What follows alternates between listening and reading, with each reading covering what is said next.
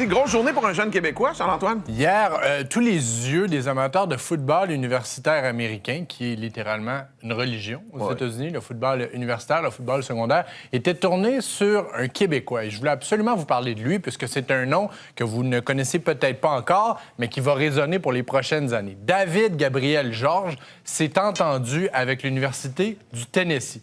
Un jeune garçon de Terrebonne qui était perçu comme sinon le meilleur joueur disponible aux États-Unis pour les différentes universités. Donc, hier, a participé à cette fameuse cérémonie de la casquette, où est-ce qu'on dévoile nos intentions en portant le chapeau de l'université en question. C'est une position, celle de porteur de ballon, la sienne, qui est presque inédite pour un Québécois. Oui, il y a eu Tshimanga Biakabutuka à l'époque, souvenez-vous, avait été repêché en première ronde de la NFL. Mais moi, j'ai l'impression que dans quelques années, parce qu'il doit passer par les universités, il pourrait être sélectionné en première ronde. Il a ce talent.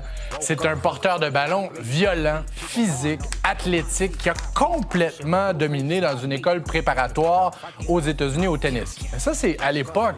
À Terrebonne, avec Armand Corbeil, les Scorpions. Moi, je trouve que c'est un jeune homme qui est inspirant pour des jeunes Québécois. Parce que oui, Laurent Duvernay-Tardif, Mathieu Bergeron, mais je vous le dis, on s'en reparlera dans quelques années. Ouais. Moi, j'ai l'impression que lui pourrait devenir le meilleur Québécois de tous les temps à évoluer dans la NFL.